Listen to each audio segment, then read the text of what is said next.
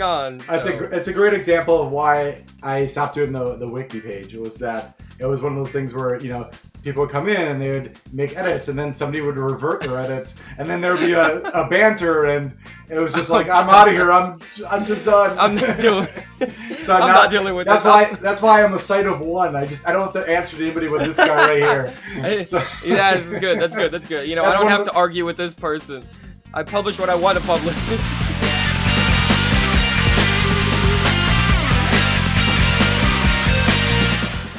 Hello and welcome to the Squared Corner podcast. I'm your host, JayCee Squared, where I will be interviewing guests from the Hot Wheels community and beyond.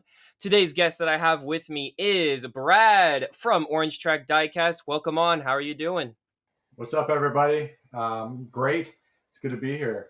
Good to be talking to the one and only Vert Wheeler. I mean, that's a little much. That's a little much, sort of. I just watched you on in TV some today. ways, yes. Oh, really? That's funny. No, but I see that you have some Deora II swag right behind you. Some really valuable items in the community that. Yeah, of course, knowing that you're a big Acceleracers fan and World Race. One, I had to study up on World Race today because it's been a long time since I've seen it. So I had to dust off the old DVD, sit down with my 4-year-old. We watched it. He goes, "Hey, Dad." Hey. He goes, "Look at that. It's that car with the surfboards that I have." And I go, "Yep, you're right. Yeah. That's the Deora II. So let's go. we just start them young, and then they get up and they're like me, That's pretty great. And it's great to see that you have the DVDs. That's pretty cool. Yeah. How did you come across those? It came across. It came out. It was a DVD. Nice. It's funny because it came out in 2003. So I mean, they were still doing VHS tapes. So I know there were some packs that had VHS tapes in them too. So and then and those are only like a quarter of the movie if I remember correctly. The ones that came in the some of them, I think some of them were so technically Reese told me that they're split up into 4 episodes. They got the first episode, Ring of Fire, second episode, something else. Third episode is the desert, and then 4th episode was the one that we never had released officially in the US. It was only released in Australia. Oh, of course. And Latin America for some reason. So that was a treat to find when that's probably why I ended up buying this. Yeah. the full one. Right. What happened? Yeah, what's going on? I don't know what's happened. There's a third. What's the 4th episode? And then whatever. But yeah. Anyway, let's get on with it. I got some questions for you. Of course. And my first question would be, what got you into Hot Wheels or diecast collecting in general? Great question.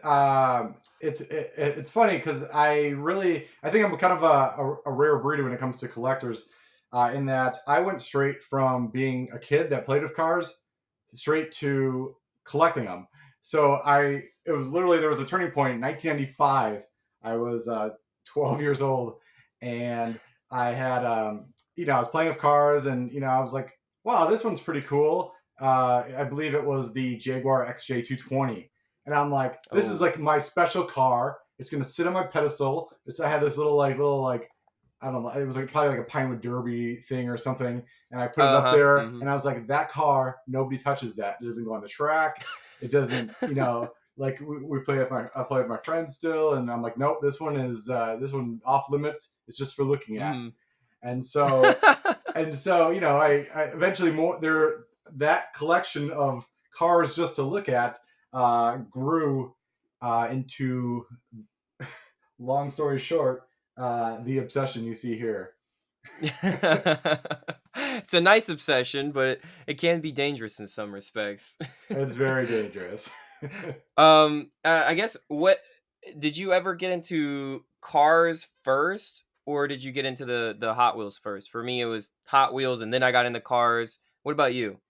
Yeah, I think right around that time that I started collecting, right around 10 to 12 years old, I remember going to a lot of car shows with my dad, We Mm. went to we had this kind of retro McDonald's in my town in Wisconsin, and it was pretty cool. They had car shows every like Thursday or something like that. And they had, they used to have all the old hot rods up front, in the Yeah. premium spots. Then they had, because it was kind of an older, guys car show. Then they had the muscle cars. So Mm. the muscle car guys were even, they were kind of like the newer guys at that time, back in the '90s. But then behind there was like a Jiffy Lube or something like that. That's where you had like all your quote unquote tuners and your mini Oh, trucks. This is yeah. this is the mid early to mid '90s. So you're like, these are things where like I was like, whoa, this is so cool, this is cool, so cool. And my dad's Mm. like, no, muscle cars all the way. And I was like, well, I like those, and I like the hot rods, and I like all that stuff.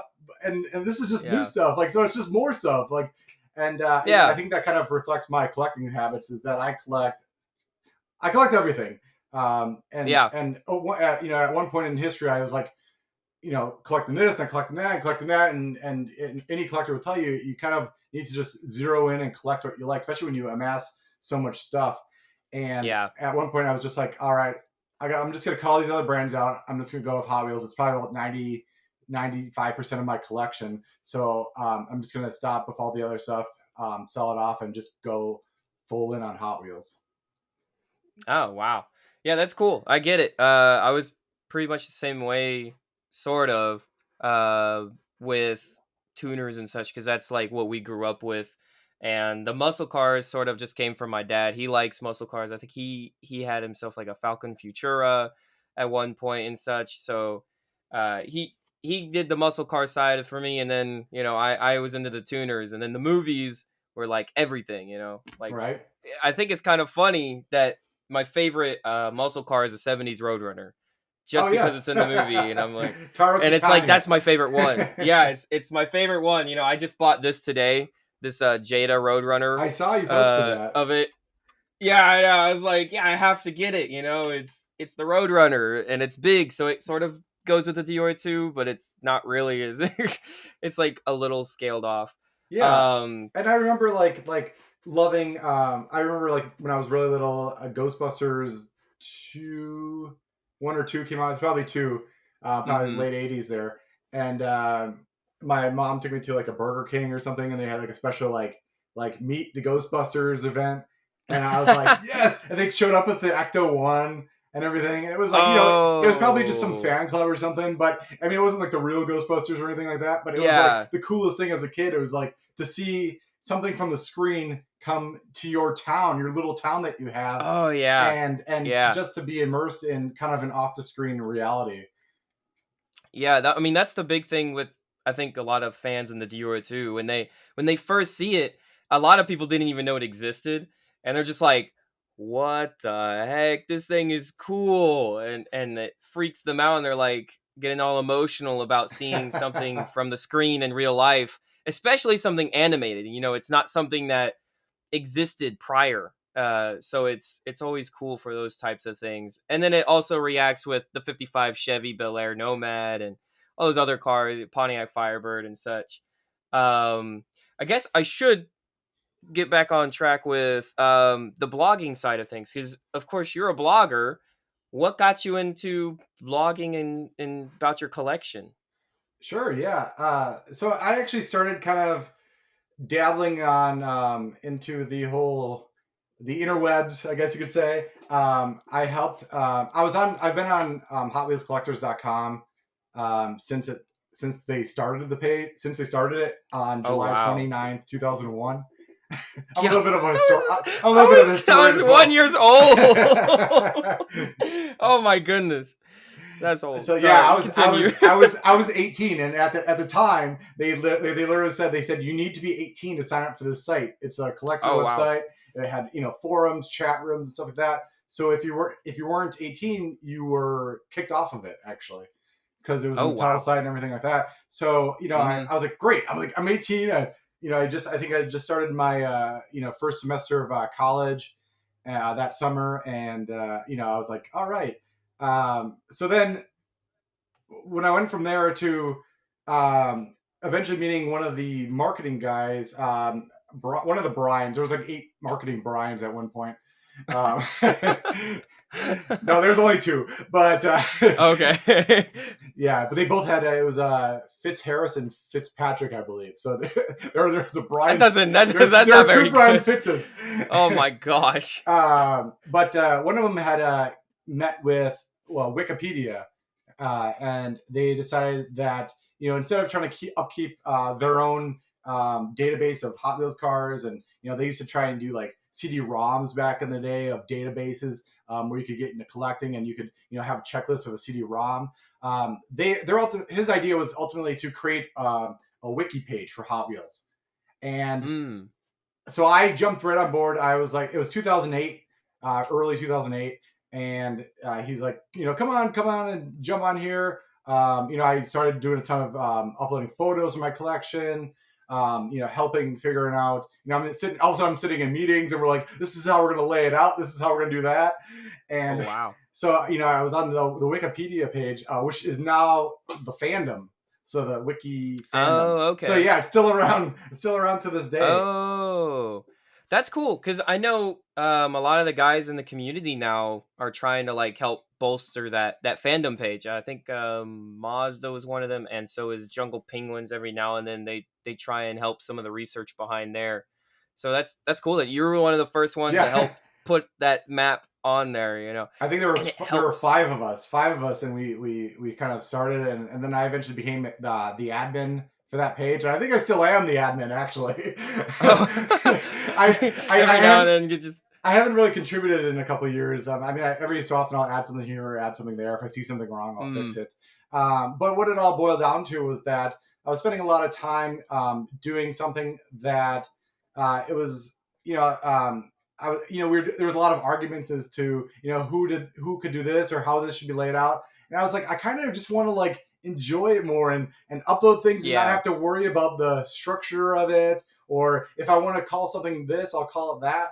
And when you meet a lot of collectors, they're very specific as to how they define, especially their wheels. Like their wheels, everything's laid out a certain Yeah. way and called a certain Oh thing. yeah. So that ultimately led me to create my own page. I there were a couple other sites around at the time, and I was just like, this is I just want to kind of, instead of just telling all the nuts and bolts of it, of telling the paint color and the wheels and the Yeah. what country it was made in, I want to tell the stories that aren't told on the Wikipedia page. I want to tell the stories, that I want to kind of capture the history as it's happening. Mhm. Because we have historians like Mike Zarnock or Bruce Pascal, or Oh yeah, yeah, those yeah. guys. That they've done a great job of capturing the history in the past, right? Mhm. They've met employees, they've done interviews in a lot of formal ways. Well, this is kind of my informal way of capturing history as it happened. So I like to tell like Yeah. the stories behind the designs. You ever look at a car and you're like, oh, what does that mean? What does that Mhm. tampo Mhm. or graphic mean? Those are the things that are interesting to me, and tell those kind of stories as to why a car was made or why a certain graphic is on it. Oh yeah, no, 100%. And I'm so thankful for people like you because it's like when you're a younger collector, you're trying to research this stuff. I mean, I try all the time now to research stuff from back when I did the Deora II video. I was trying to figure out, hey, why was this made this way? Or I think I actually did reference Bruce Pascal in that video because he has the wooden one or something like that, Okay. and it's just nice to have someone Yeah. be there for the story. I talked to Reese about that. Stories of the Hot Wheels cars are very important because it's like, why was this here? Why is this an important vehicle? Why is this an important design? What's the history behind it? Mm-hmm. And it's nice to have that because that isn't on the wiki most of the time. Some of it is. I think for Twid Mill it is. It's like first in-house designed Hot Wheels car. That's like super important type of history. Um, so yeah, that's pretty good. Um, Next question. I had, is Orange Track Diecast a team? And I think that's a no, but You are correct. It's a team of one. literally Burt Wheeler over here. There you go. Yeah. Yeah. I think I had maybe a couple people write articles here and there. If you look for them on there, you can find them. But I mean, there's probably not any more than 5 that I've had other people write. Mm. Everything else is all done right here. It's all photographed and everything right here on my little workbench, and Mm. written on my computer in the other room there. But it's all me as of right now. So and I had thought about bringing other people on. There was some interest, at one point, and I still go back and forth. Sometimes, yeah, sometimes no. But you're like, do I? I feel like I'm always like generating the identity in my blog. I think it's just a continuation thing. I'm currently looking. I think I'm always looking for the next direction to go. So I'm Yeah. working on that right now. But I have some fun things in store, and the main thing is just to have fun with it. Just Yeah. continue having fun, and if it ever turns into a thing where it's not fun, then it's just work, and work isn't fun. Mm. So just keep it fun, keep it fresh. And I think the people that read my blog on a daily basis have really responded to that. So Yeah. Yeah. No, I was I think the people I know that read you are big fans, you know. They really like your work. They're like, "Oh, you got interviewed by Orange Track Diecast? I love him." What? Or what was it, that little article that you reached out to me for, the Dior 2 one. yep. And I was like, yeah, I just commented just randomly. I was like, "Oh yeah, by the way, I did something similar." And I was like, "Oh, he wanted to talk." I think that's one of the things a lot of people like really are caught off guard by, is that I'm very approachable. Like people Mm. DM me all the time, and I mean, I guess I haven't really reached a certain celebrity status where I'm too cool to respond to people, or too I have so many that I can't. So it's nice to kind of be in that middle ground where you can really interact with the people that read, and have questions for you. And I mean, I probably answer 15 to 20 questions through DM every day. Wow. So That's it's crazy. yeah, it's just one of those things, and I try to help when I can. If I don't know the answer, I'll just say I don't know the answer.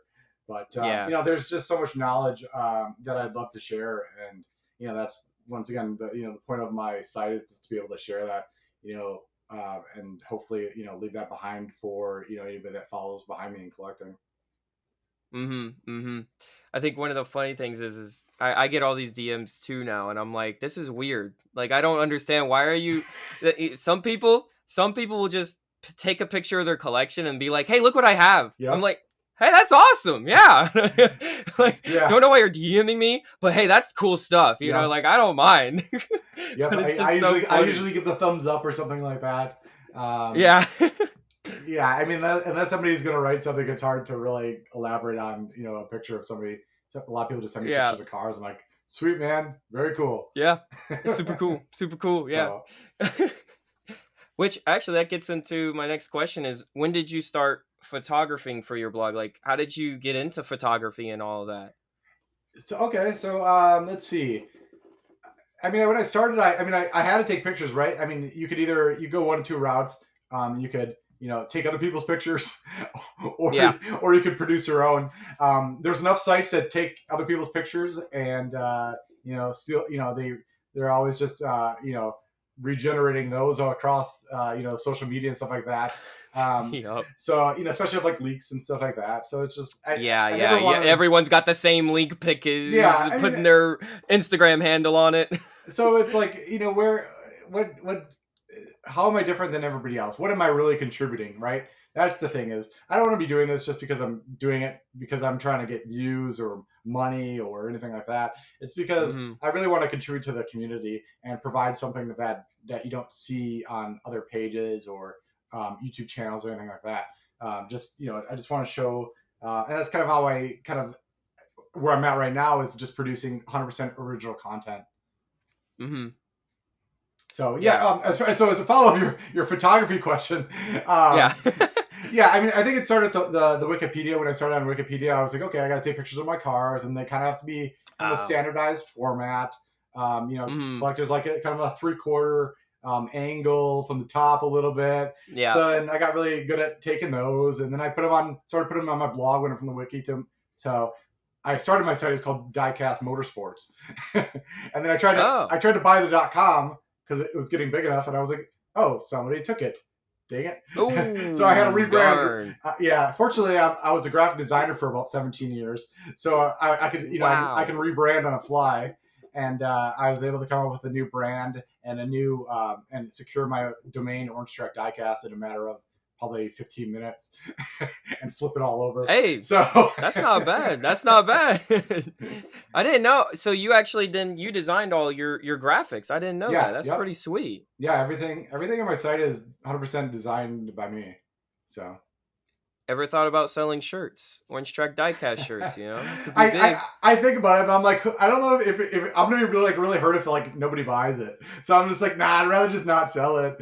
Maybe I will Well, I mean, eventually. hey, do what I did, you know, just do it through a third party like Redbubble, and then all of us, I didn't think anyone was going to buy it, you know. I thought no one was going to buy my stuff. I just put it on there just for fun, and then people started buying it. I'm like, "Why are you buying this? This is bad. Why?" It's like I'm not a graphic designer, right? You know. I just sort of just happened to do some little things here and there with Photoshop, or not even Photoshop back then. I think it was Paint. I was using Paint for some of my designs, like my Teku for Vert Yeah, Wheeler. I did in Paint or something like that, and that's I was like, "All skill. right, I'm the only one that had it though, apparently." So. I remember having to do we used to do 8-bit drawings in high school through Microsoft Paint. Okay. So we literally would do the pixels one by one. Yeah, Yeah, yeah. and I'm like, this I mean, this is not good. that's what I had to do though for some of that, and that's what I did. You know, I just made it work, and then I sold it. I'm saying, I think there's a market out there for you. Anyway, I may have something in the works, but then again, I always have something in the works. So always. Same with me. so Always something in the works. yeah, I mean um. that's part of being a creative. I've always been working in creative atmospheres. Mm, So I've worked in the advertising field for I got 20 years now. So wow. it's 18 years since I graduated college. Yeah, so I mean I've been working in advertising for a long time. Um, right now I'm working at a commercial printer actually, and I flipped out of creative. This is about a year ago. I flipped out of creative and I started getting into the product management and kind of getting down Oh to wow. the numbers kind of game. But creative is a lot more fun to talk about. Yeah. Yeah. I was a creative director at a packaging agency. We used to do some really cool packaging for some cool Oh. industries. I'll keep it PG, but it was a good time. So Okay. Okay. Uh, I guess what this is a weird question, but I guess what do you love about blogging about your hobby now compared to back then?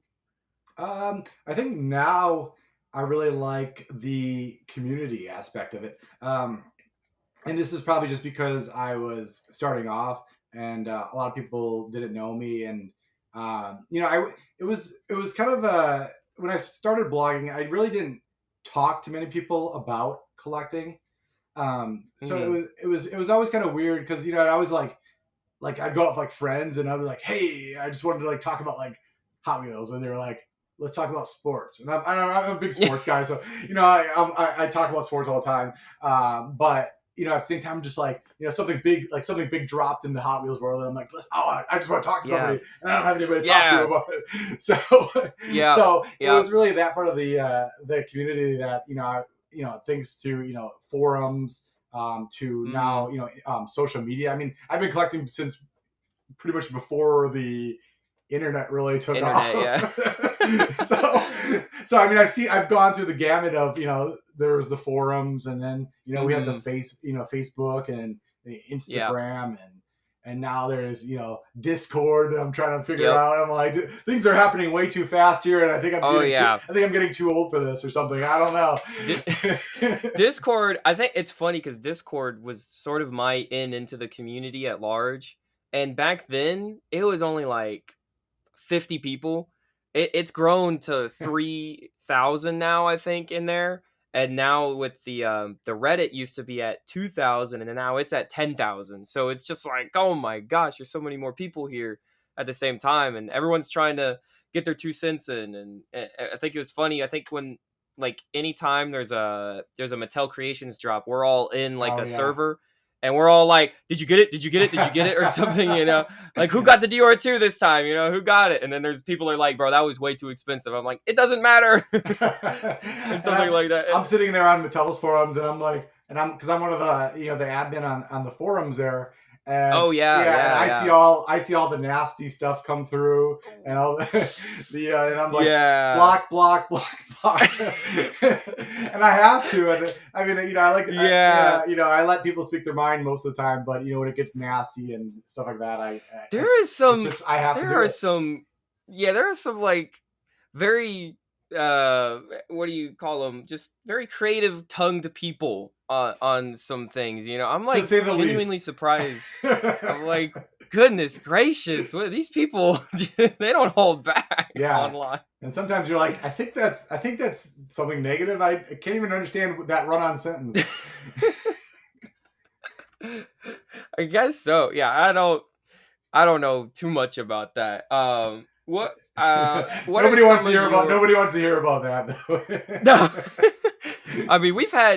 I mean, there has been extreme drama happen within Discord Uh-huh. sometimes that it'll go to the point of like someone became an admin somehow and started banning everybody. Oh And it's just yes. like, oh my gosh, everything started going crazy. And then people are trying to ban this person. And everyone's trying to be like, what just happened? It's like a nuke dropped in the Yep. Discord and everything blew up one time. And everyone's like, oh no, what's going on? So It's a great example of why I stopped doing the wiki page. It was one of those things where people would come in and they would make edits, and then somebody would revert their edits, and then there would be a banter, and it was just like, I'm out of here. I'm just done. I'm not doing this. So I'm not dealing with this. That's why I'm a site of one. I don't have to answer to anybody with this guy right here. So, yeah, this is good. That's good. That's good. I don't have to argue with this person. I publish what I want to publish. Yeah. Yeah, even I think you had this question on your list, and maybe I'll jump to it really quick.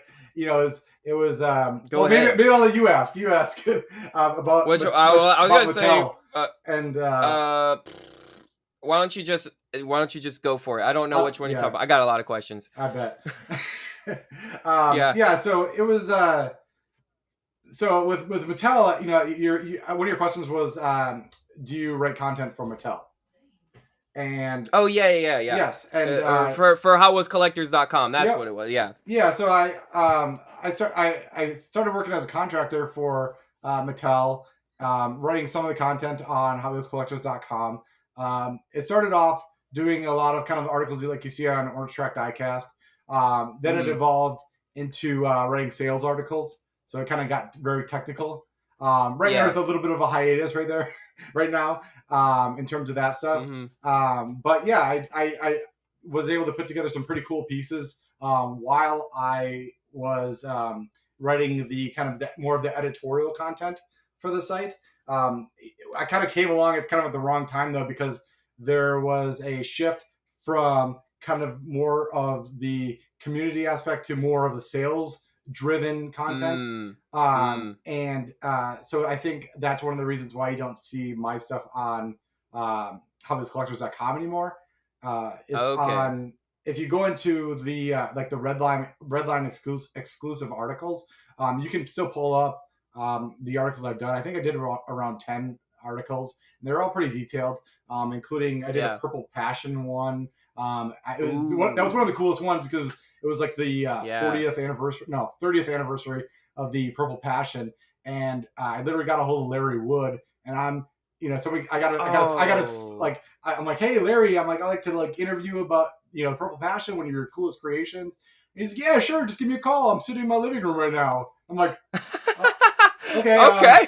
I'm at work, but I will take you up on that. How does this day sound? And so I called him on like a Saturday afternoon, and he's sitting in, he's like, I'm just sitting in my recliner in my living room. All right. And I'm just like, you're like, this is the first kind of like, I talked to him at like conventions before and stuff, but never like in like a interview setting.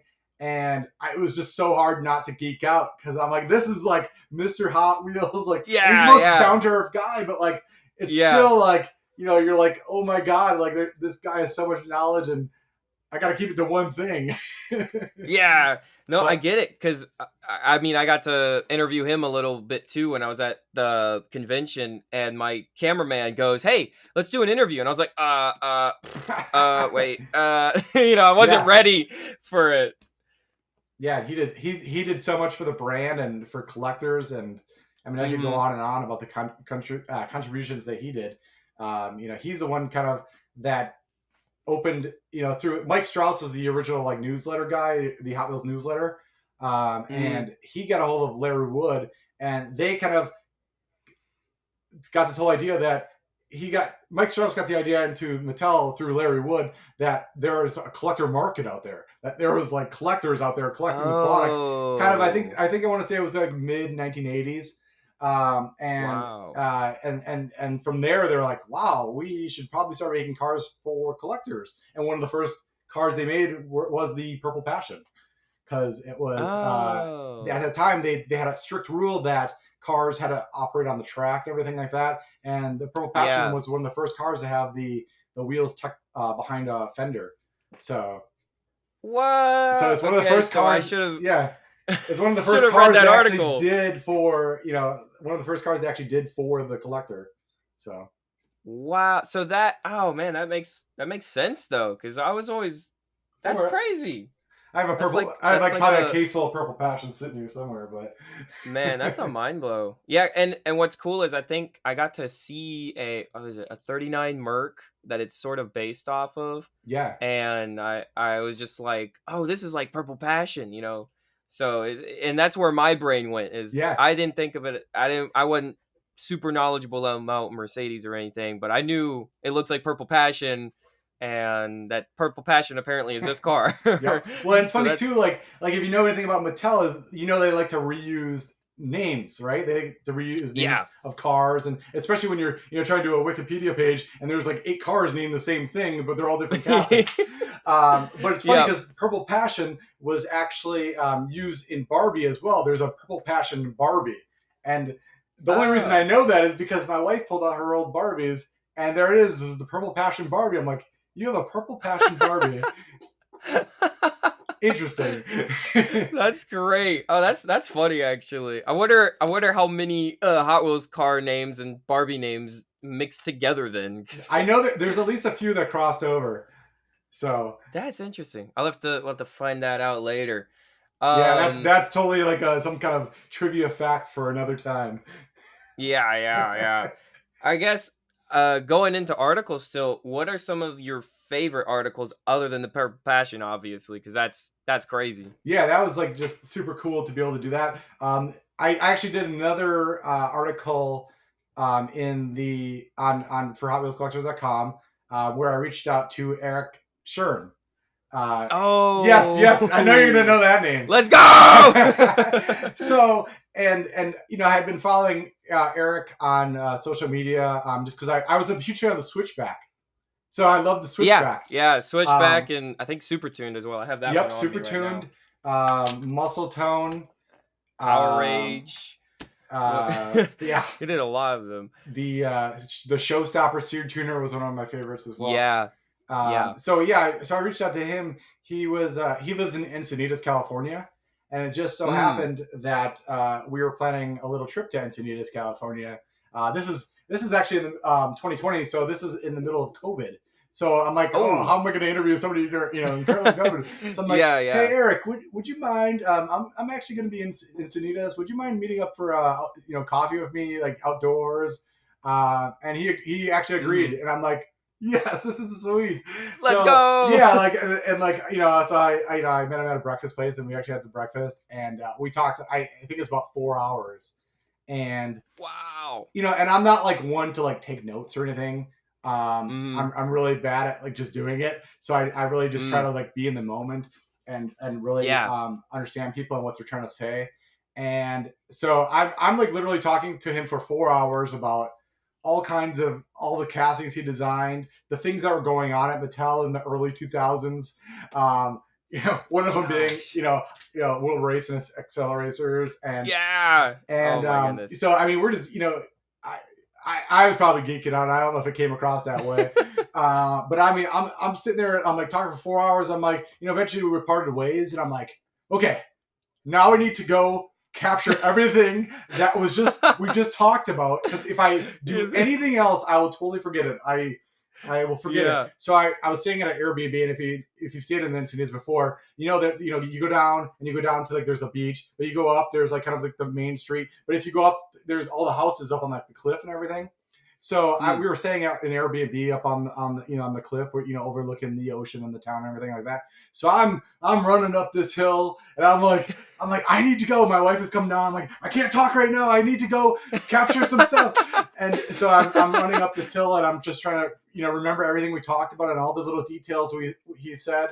And I opened a Google Docs page, and I started. I probably still have it. And it's just all the notes from that. And I built that article that I wrote about it. And I think I plan to use it for some notes for some other stuff in the future too. Oh, that's awesome. Yeah. It's just another crazy story of an article I did. It's, gosh. I mean, I've done several where it's just, they're kind of fun stories. But most of them are just me, sitting there looking at a car going, this is cool. That's neat. How I'm going to make this cool to everybody else. Yeah. how I'm going to write about 500 words about it. Yeah. How do I sell this? So a lot of the time I'm just sitting here and staring at my display case going, I really want to write about that car, but I don't know what I could say about it. Yeah. Yeah. I mean, one of the ones you did recently was really good. Was it on Ventusky? Brendon Ventusky's like the 55 gasser and such, and like the story of that. I really like that one. That was nice. Yeah, those are kind of the stories I love to like. I mean, I talk to Brendon all the time. We text back and forth. He'll be in Phoenix here coming up the first week of September for Legends. So I plan on meeting up with him for that. And got a little special OTD promo for that. I'll be debuting pretty soon. Ooh. But yeah, so I talk to Brendon all the time, and it was pretty cool. It's funny that like, those types of articles. And I like there was the Triassic Gasser. I mean, it came out. The mainline one came out earlier this year, and I was trying to write something about it. And I'm like, how do you capture a car that's just so cool and like has a story around it already? And like, and it's been Hot Rod Magazine, and it's been on a couple of YouTube channels. And like, what else can you say about it? And finally, I was just like, well, you know what? I think I'm just gonna sit down and really, kind of capture the general idea of how it relates to Hot Wheels. And I'm like, all right. And I'm kind of like writing, I'm like changing the title a few times of the article. And I'm like, this is really like the quintessential Hot Wheels car, because it's, it's loud, it's fast, it's eye-catching, speed, power, performance, all the characteristics of the brand. It's got character. It was built by, hand built by one of the Hot Wheels designers. I mean, yeah. So I mean, it's got a dinosaur on it. It's It's one of the most popular castings of our time. So it's just like sometimes you're just like, I'm just gonna throw it all into an article, and hopefully it doesn't sound like I'm a crazy mess, because I'm really excited. No, I think it was a little eye opening for me because personally, well, I would say in the younger group, a lot of us sort of got a little tired of the gasser stuff. We were all like, oh, another gasser. Oh my gosh. Or something, it's like, where's all the normal stuff or the fantasy or something like that. But when I start learning about the actual stories and behind the scenes and everything, like about who built it and like, why is this important and everything, it's like, oh, you know what? I actually do like this. I just didn't realize it sort of. And I was just using my own premonition of what I already knew, and like, I don't need that or whatever. That's good to hear. That's good to hear that, because I really want, I like to do, I love to do articles, especially about the unlicensed castings, the fantasy castings, or Hot Wheels original designs, whatever you want to call them. Because those are ones that actually have the coolest stories behind them. I mean, like think about like the Bone Shaker, for instance. Like that was a car that that Larry, he'll tell you, it was like, he literally just like started sketching something. He saw like a motorcycle that had a skull on it. He's like, I'm just gonna sketch like a old hot rod with a skull on it. And he's this stinks, and he threw it in the trash can. then they were talking at the design center. They needed a design for something, and then he's like, maybe I'll open this up again and resketch it. And then all of a sudden, they release it, and it was like the coolest thing ever. It was like, I remember it was 2006 and it came out, and everybody just went nuts, and it was hard to find, and to this day, I mean, they make like 1 trillion of them now, but it was it was one of those cars that it was an original design, and they built a real car out of it. Just like the Deora II. I remember when that came out. Yeah, I remember when that came out, and people were they weren't very nice about the Deora II. I'll put it that way. And they made comparisons to an old Taurus station wagon. I'm sure you heard. But that's the point. That's the point. That's what makes it so cool. What makes it cool about a Taurus station wagon? I don't know. It's just what's cool about the Deora I station wagon front. It's the same thing, sort of. It's symmetry. I get it. It's Deora I to Deora II. The Deora I was an actual concept by Dodge. Deora II, I've never actually talked to Nathan Prock about this, so I'm not 100% sure where he got the design. But man, I can tell you, like, I didn't start collecting it right away. I started collecting it. It had to be around the time. I want to say it was around the World Race time, so it was probably the beginning of 2003. Oh yeah, when I started collecting it. I remember seeing the Wave Rippers one. What are the other ones? They did a really cool Toy Fair piece that year, and the one with all the logos on it, Scorchers, Dune Rats. It had all of them. Yeah, it's like red, red orange type. Yeah. Oh, yeah, this one's so nice. It's got like 3 different like spectral flame colors on it. Yeah, I know. I'm like, I don't have these. These are expensive. yeah. These I got them back when they weren't too expensive. So yeah. I think this one was one of the more expensive ones I got. It was I remember paying. I think I paid like it was somewhere between like $60 or $80 for it at the time, and it was like it seemed like a lot. Can I go back in time? I know, Gosh. And it's like there's only 600 of them made. So yeah. And they actually gave these out when they unveiled the Deora II when Jay Leno drove it down the orange carpet at the they call it the grandstand event. So yeah, it's on there and everything. It was pretty cool. That was kind of cool. It was because at the time it was the Deora II I think it was the second car they actually made into a Hot Wheels car. There was the twin build, which came first, and I believe the Deora II was second. So at the time, I remember it was like really cool, and there was a lot of hype around it. The Mattel people were very excited. The collectors were really excited because we're like, wow, we're seeing like another 1-to-1 Hot Wheel car. And I mean, this is way before the Garage of Legends and everything. Now we have like a bajillion of them. But like that time, it was like this is a real car. And I think between that hype and the World Race and just releasing so many cool decos, I'm like, this is a really cool car. So I remember like when I first moved to Arizona, there was a car show and it was on the other side of town. But it was like the big thing I heard on the radio was that they were going to have the Deora II there. And I was like, oh, what? Okay. What? So I'm like, and I had just moved here from Wisconsin, outside of Milwaukee, and it was a smaller suburb. And, we never had anything Hot Wheels there. We never had any kind of Hot Wheel car in our town or anything like that. So I'm like, I'm going to see the Deora II. And I think I posted on that article I did of the Deora and you II. showed like a photo of you like looking at it like a very clean shaving me. And I was pretty excited, and it was just cool to see a real Hot Wheels in person. Now it's the thing that we have Legends events, and kids can come by and see them, and it's all over the nation. So even smaller towns. So it's pretty cool that they've done something like that. Yeah, no, 100%. I mean, I would have probably never seen the Deora II if they didn't bring it to Houston. I know they brought it to Dallas, I think, in 2018, and I was like, I'm not driving 5 hours. It's too long or whatever back then. And then they came to 2019 to Houston, and I was like, that's the one we're going to, Dad. And my dad was just like, okay, whatever. Sounds like my dad. He was just like, you want to go see a Hot Wheel car? We'll go see a Hot Wheel car. All right. Yeah, we'll go see the Hot Wheels car. And it was funny. I think I would just like stand next to the Dior 2 and just stare at it. And this Yeah. was the year I was dressed up as Vert Wheeler, and I think 0 people recognized me except for one person, you know.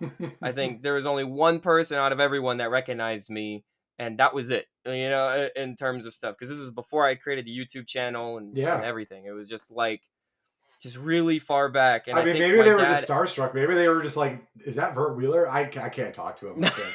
There's no way. His dad's in the military." no, is that no, my no.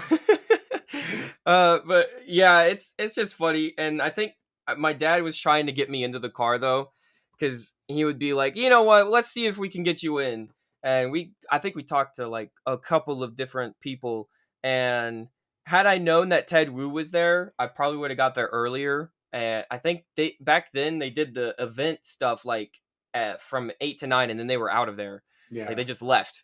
So unfortunately, I didn't meet Ted Wu that year, and we were talking to other people, and it just I think one guy cursed my dad out. You know, it was like, oh, he can't do this, he's gonna F it up and all this. Oh And I'm like, wow. okay, this I was like, it's a little all right, sorry, I like the car, I'm sorry. You know? I think Ted is from Houston, if I'm not mistaken. He is, yeah, he is. I did get to talk to him this Legends tour, and even at El Segundo a little bit. He got us in El Segundo into the Dior 2, and it was all because of him that happened. Tried doing it in Houston, but I think we didn't know the security people this year, Yeah. and it was just like they weren't having it. So oh Yeah. well. Anyway, Well, I'm and jealous. I've never sat in the Dior too. well, hey, look, if you were there in El Segundo, would have been like, hey, come right in. I'll be But there. I'll be there in 6 weeks. 6 weeks. Oh, are they having the next one there, huh? No, I'll be there for the Hot Wheels convention. Oh, okay. Yeah, That's another behemoth for another time. yeah. I don't. My thing is, I could never figure out how to get into the convention or even buy tickets for it. I'm not gonna lie. The site is like something unnavigatable. It's old. It's really old looking. Yes, to someone I'm like like, you, I can imagine it's pretty old looking. I'm like, this is like, I feel like I'm giving my like, so if I were to try and buy a ticket, I'd be like, are you gonna steal my information and everything now? Like, this is sketch. I don't know. Yeah, yeah. They Mark and Jennifer run the conventions, and they do a great job. They'll let the site fool you, but you should try and make it out to one sometime. I'm not Definitely. sure. Yeah, there was one in I think it was Dallas a couple of years ago. So I imagine that Ah, they'll have to be coming. They'll be doing nationals in Texas sometime soon. But you'll have to, if you're not doing that one, you'll have to come out for the convention sometime. And it'd be cool to we'll come and get you to sign autographs as Vert Wheeler. yeah, yeah. Or if No, your podcast takes it's off, you'll be signing autographs. hey. I mean, I had people come up to me with Dior 2s, just say, hey, can you sign this? You know, Yeah, I'm already signing stuff without realizing. I'm like, why are you? Why? But okay, sure, I that's don't mind. You awesome. know, someone had me sign their baseline. I'm like, okay. Not the Dior too, but it's a cool car too. You know, it's what you got. So Yeah, he has a signature with JayCee squared and Ted Wu on it. You that's funny. know, I and he's have like, I have every baseline. Oh, I just did an article about the baseline. Yeah, oh, okay. I have every baseline too. That was one of the cars that I really liked. Yeah, yeah. I love the new one they did with the I think the truck, the baseline in the truck, 2-pack thing, and it's like you could put your phone in it, and Oh it's yeah, yep, technically like a speaker. yep. I love that little thing. You Uh, want to see some? You want to see some other rare Dior twos? sure, why not? Check You this know. out. Check out this little guy. You see, it's not rare by any means, but it's a Dior 2 Oh, yeah, it's the Atomics. little micros or Yeah, the atomics. Sorry, yeah. atomics. Yeah. That one came. Those aren't that hard to find actually. Um, this one was pretty cool. This one was this is the one that they gave out to the press in a special Oh, package the for silver. the Dior 2 event. Yeah, that ghost one. Oh yeah, I love Yeah, and that. then here's I the know. this is one they actually sold at the convention in 2003. Only 700 of these. Oh So, gosh. For so for those that don't know that what we're looking at and you're listening, we're looking at super rare Dior 2s that there are hardly any of. It's like yes, ghost gray with silver decals that represent the yep. same pinstriping of the real life car, but it's all grayed, Yeah, silver. and So, they're actually different. They both have surfboards that say different dates, and there's a logo on the top. So they're actually ah, different cars, even though they look the same from the side. that So is so they pretty. are Yeah, I know. pretty. My friend has probably the largest Dior 2 collection that I know. He has all of those. I think he's only trying to get one other one or something. And he just bought the Sean Witherspoon one as well. Oh, And nice. he's like, Okay. "Yep, my wallet felt that." that was that was a big one. 40 or is it $80 or whatever since he bought two of them. I was Yeah, like, "Ah, that was probably one of the more expensive Dior twos I bought. it's weird because I think I don't know, it was really weird with the hype beasts stuff, I guess, and I was surprised it sold out as a fantasy Yeah, casting, which I was also like, yes, yes, it proves it, yes, it's a good looking car. you never know how Like many you they can do it on make. anything. If they don't tell you how many they make, you never know, and you'll never find out. And That's true. between that and just knowing that the hypebeast stuff is pretty popular these days, Hmm. I had a feeling it was going to sell out pretty quickly. I think what did it sell out in Yeah, like in 20 minutes or so? about 20 minutes. Yeah, Okay, I actually funnily enough, I had to get to school early so that I could get it because otherwise it's a 40-minute drive to yeah, school. And I was like, crap, I got to get to school like 30 minutes early just so I could grab this thing. yeah. And I was like, all right, I'm getting it real fast. And I love their site though when you refresh and it says sold out. And I'm like, no way this thing sold out in 2 seconds. There is No, no way. yeah. It's just Because, as soon as it lets you in there, for some reason, it gives you the sold out message. So, but you just got to well, keep refreshing. sometimes it's true because I mean, what was it, San Diego Comic Con releases? There's just no chance. I've never been able to get one of those, except for the Darth Vader one, and I think it just wasn't that desirable in terms of. This year was a lot easier. I was able to get two of them, and I'm just like, yeah, Really? and I was just sitting there like, like everybody else. I don't have any kind of like special software or anything like that, or Yeah, yeah. I don't have a Did you get bot. the Batmobile then? Did you get that Batmobile or the? Oh, not the Batmobile. No, What was it this this year? year I got Ghost Rider. the what was Ghost Rider. the thing I really wanted the The kit, kit. the kit. Oh, kit with the Yep, light. Okay. yeah, that was the one I Now that wanted. was super cool. I kind of went in with a plan. I was like, I'm gonna go with that. I'm not gonna try to add another to my card. I'm not gonna try to Mm. get anything else. I'm just gonna go get that.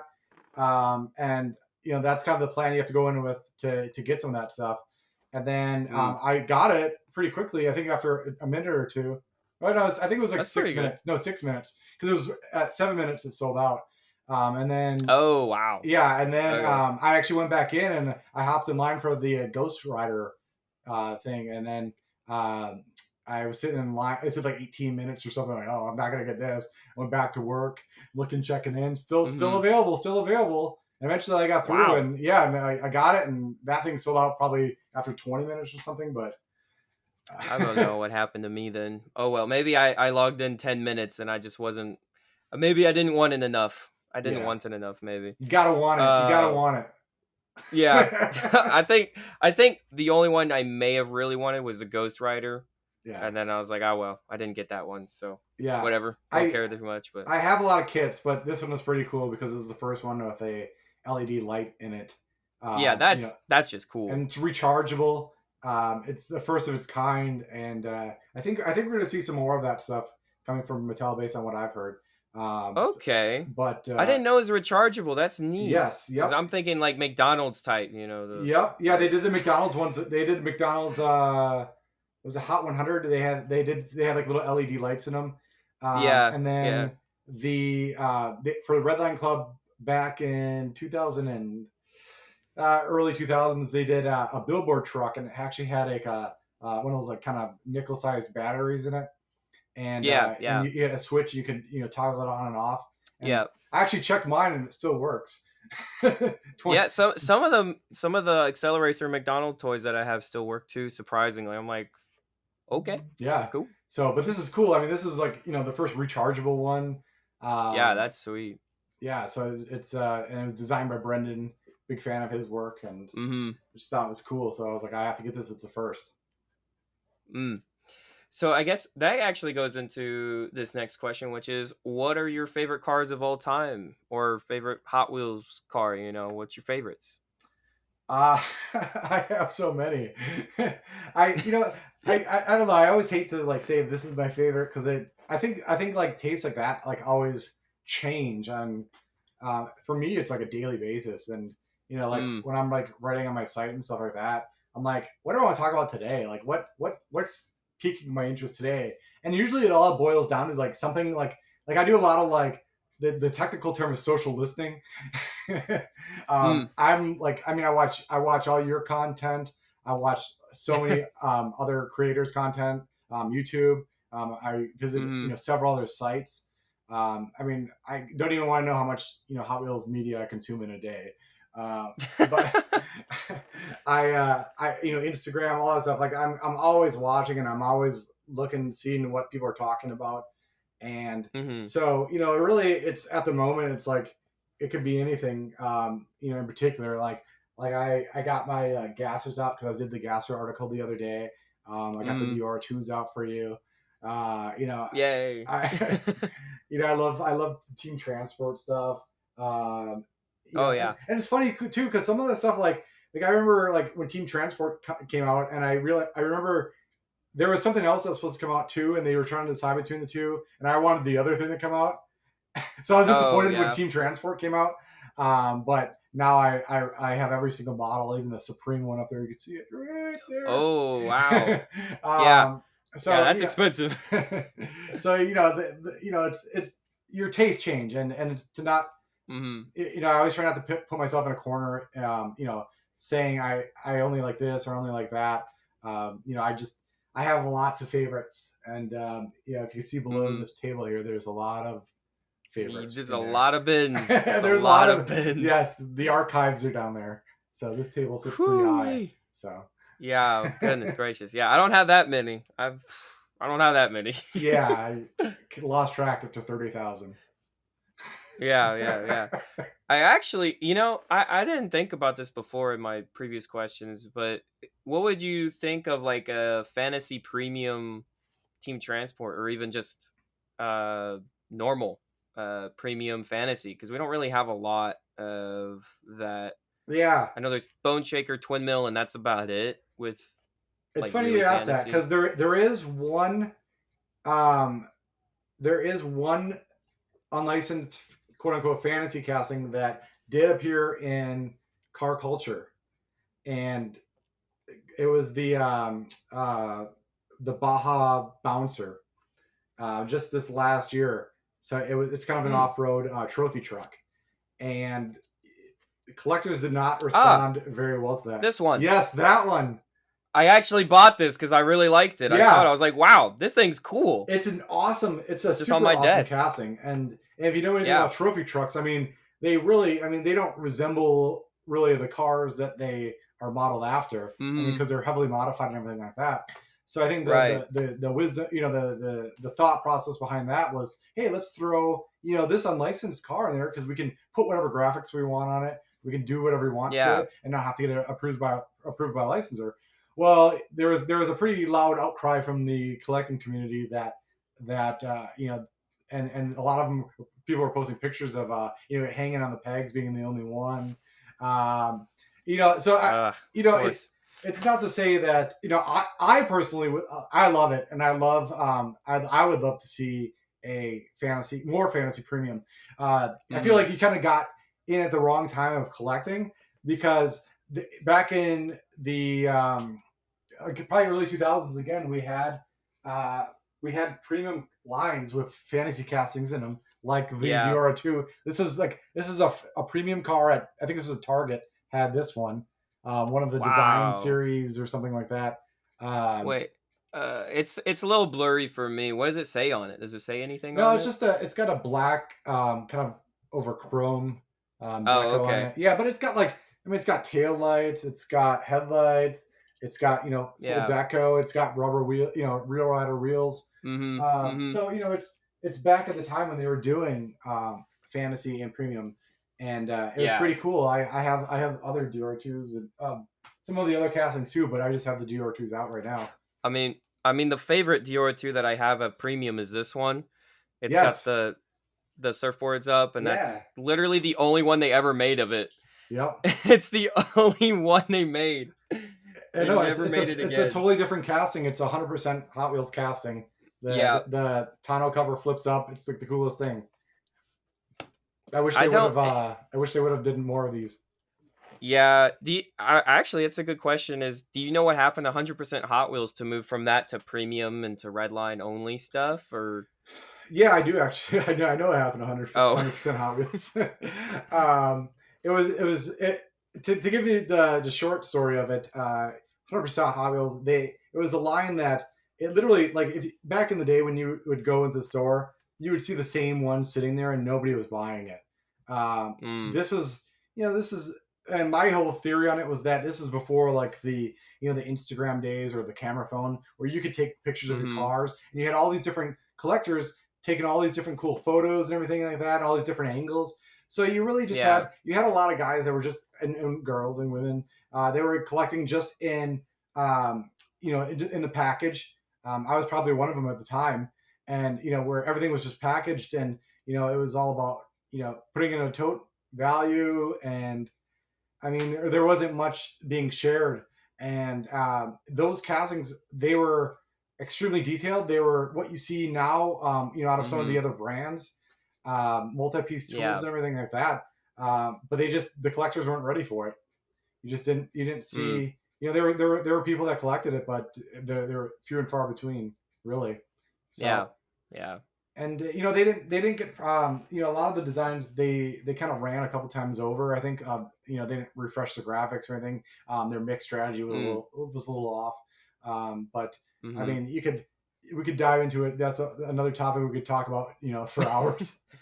I remember Yeah, yeah, that was yeah, actually I remember talking to Larry Wood about that when I called him in his living room that one time, mm-hmm, and he was really upset. He was hurt that the 100% Hot Wheel line did not sell because he put a lot of time mm, and effort into that one, and he really thought collectors were gonna respond and be like, "This is so cool! All these cool yeah, pieces, and this hood comes off this hot rod and everything." And yeah. I when they know canceled it, he everything's so was cool really about it. heartbroken. Yeah, I think funnily enough, when we were at the event, one of the guys that was a customizer showed Larry the hollowback. Was it Yes. this one? He showed him this, and he goes, "Hey, do you think Hot Wheels would ever make something like this?" And he's like, he just put his hand. He's like, "No, Nope. not anymore." It's like sort of a sad, like, dang, oh well, Yeah, sort of thing. It's I like know. these big ones are just they're not gonna ever happen again. I don't know. It's always so These cool, giant like the ones. hollowback. Like this is like a casting that, like, I mean, like when it's sitting on the pegs, nobody's buying it.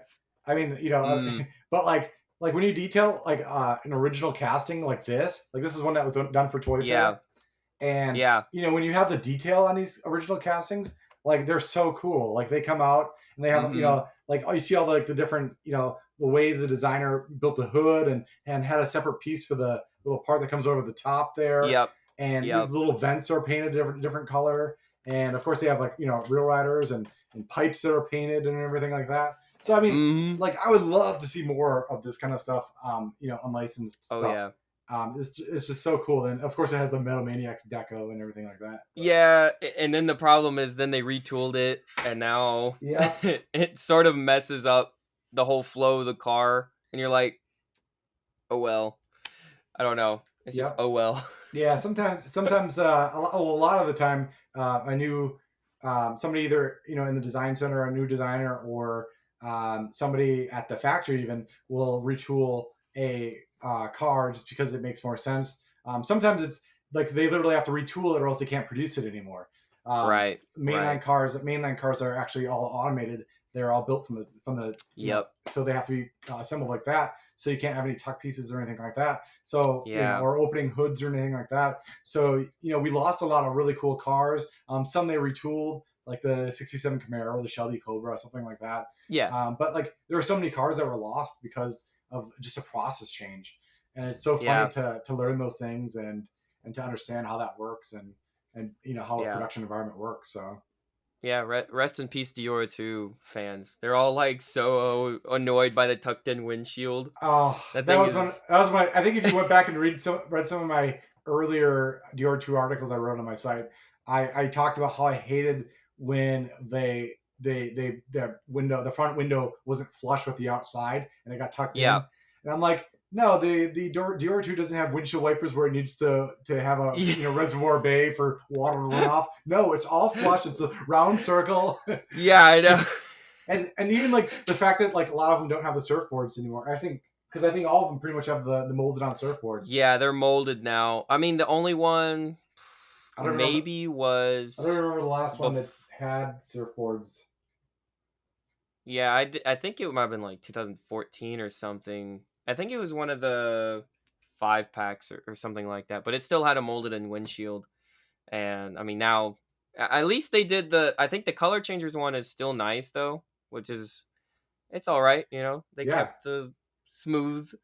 And I was like, thank God that they didn't do a retool on that one for the premium. Like, no one would have bought it yeah. in terms of the fans. I think Well, $30 for that, ain't no way. I'm glad they finally did the Legends Dior too. Like they did. Yeah. They did the. It was like a treasure hunt one year, like recently. Mm-hmm. Like 2020 was a treasure hunt, and then just this year they had it in the Legends 6 pack. It was. The 5 pack, yeah. And that's like the retool because they retooled it once and then they retooled it twice, and now it has the 2 rivets on it because before it didn't, and now it does. It's really weird. Yeah, I I think just I should do an article. production I should do an wise, article about how many times they've retooled the Dior too. I or want to just say it's anything. probably like 7. I think it's like 7 times. It's a lot, but But at it's least been they out. keep it. It's been out since it's been out for 22 years. Oh my god. Yeah, it's pretty old. It's weird to think of that because one of my favorite things about the Dior 2 is that it says 1999 on the bottom. And I'm like, hey, that's the year I was born. Yeah. So I was like, yay, that's my connection towards it. Um, I'll do this. Let's do a speed round. Do Lightning you have a round. favorite designer or what? Lightning round.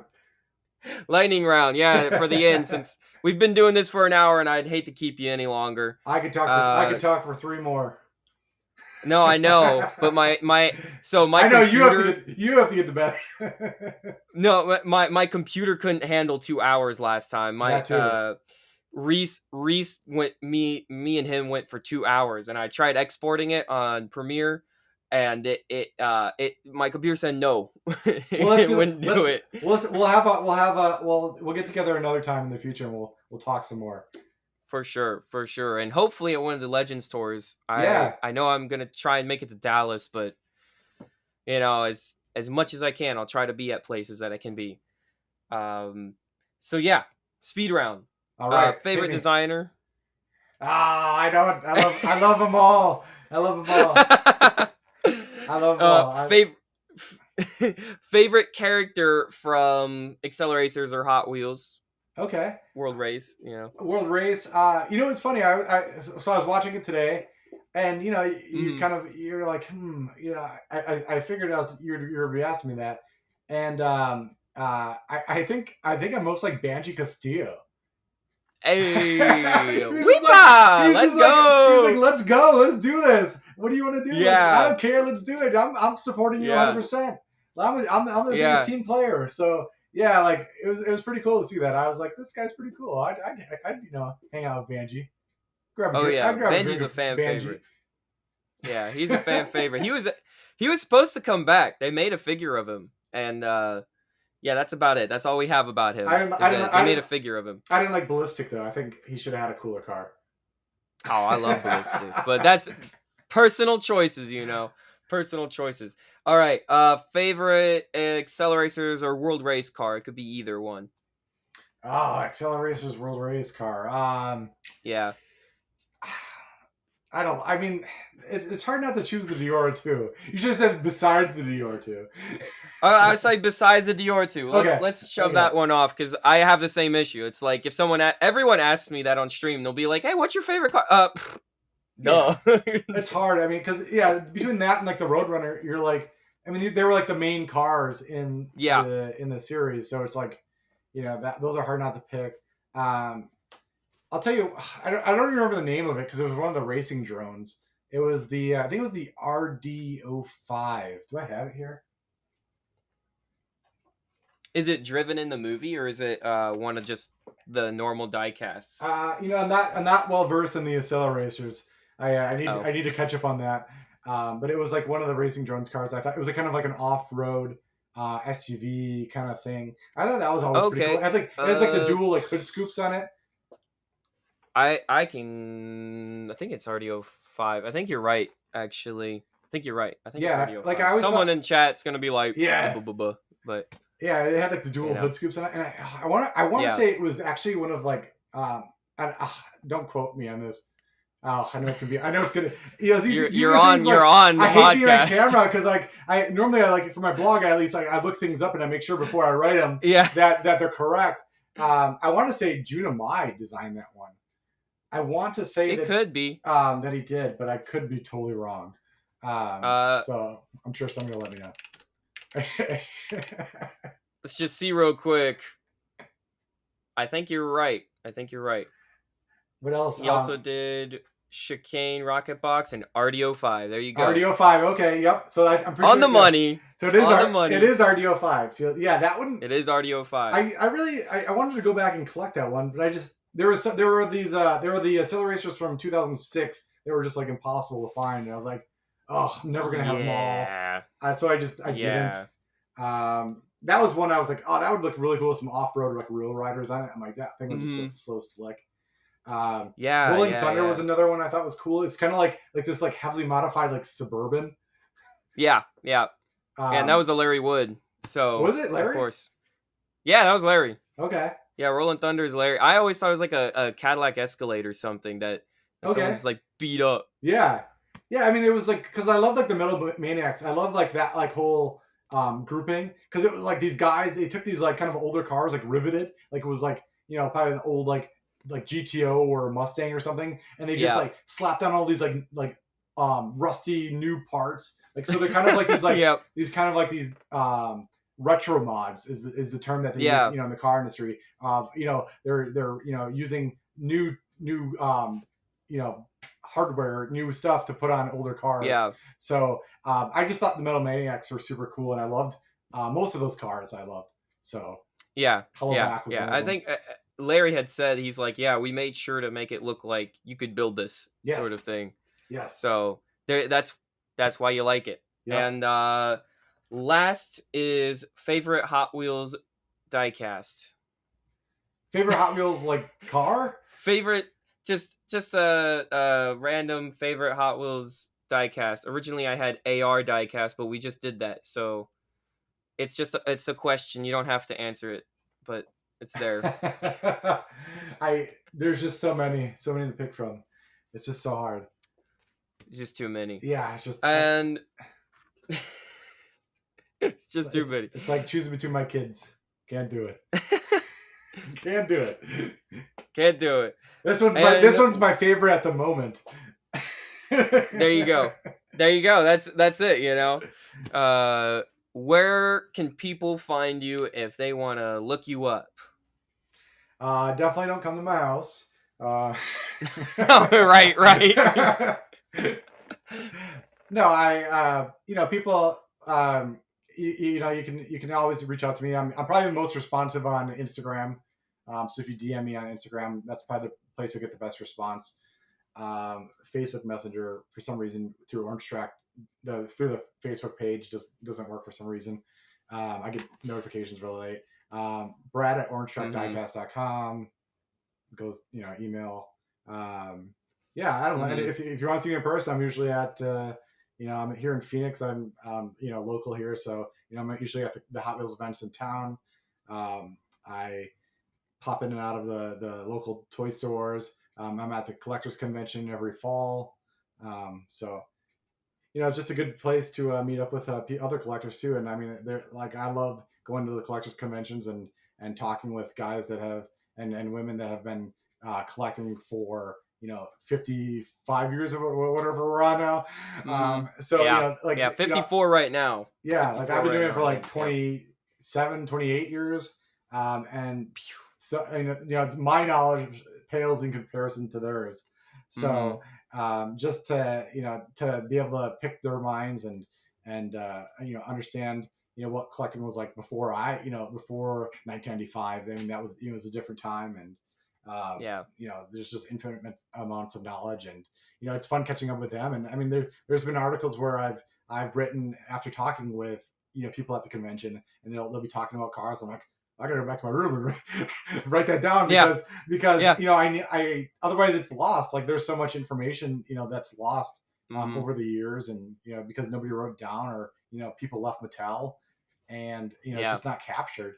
And those are things that you see in the books, you see on the sites that that are worth having around for future generations when you're trying to find your favorite Deora II casting, and you need to know the backstory on why the Acceleracers never finished their retail. Yeah. Yep. Or sorry, the world race. Either way, it's everyone's always wondering. Everyone's always wondering. And we still need that Teku Deora II. That's the big one. Come on, that's the big one. Make it happen. That one and the Teku Slingshot and Metal Maniacs Roadrunner. Yep. I feel like I sort of wonder if Brendon would be up to design a Gasser Roadrunner for that. It'd be kind of cool. Was it like a gas? Was that? I thought it had like it wasn't like a Gasser, but it was like dragster with big blown engine. I don't know if it's necessarily I think it had like Gasser, the blown engine on it. Yeah. Yeah, but anyway, we don't have one still, and I'm like, come on, that was literally. But we need one. Right, you don't even have the casting. Like, come on. No, it'd be great. And especially with for me, the Acceleracers. Oh, sorry. Go ahead. The Acceleracers 20th anniversary is coming up, so it'd be a great time for that. That's what I'm saying. 30th. World Races is next year, and Acceleracers is in 2 years. So I'm like, hey, come on, it's right around the corner. What are we gonna do for it? Yeah. I have asked about San Diego Comic-Con. I'm like, hey, it's a thing. It's happening. See, don't know if it'll happen, but anyway, you can find me JayCee squared, JayCee squared on pretty much every platform: Twitter, Instagram, Facebook, and of course YouTube, where you are either watching this or will go watch this because you saw some images or heard about some images that you wanted to hear or see. Anyway, I hope you have a great one. Brad, do you have anything left to say for the viewers? I don't. Keep watching this guy. He's gonna be on the big things.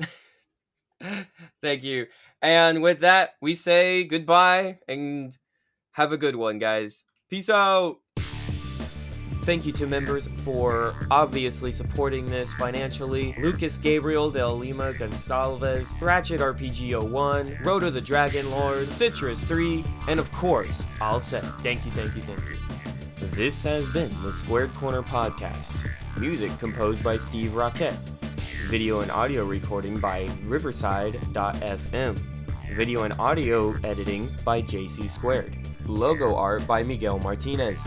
And lastly, supported by you, the viewer. Thank you.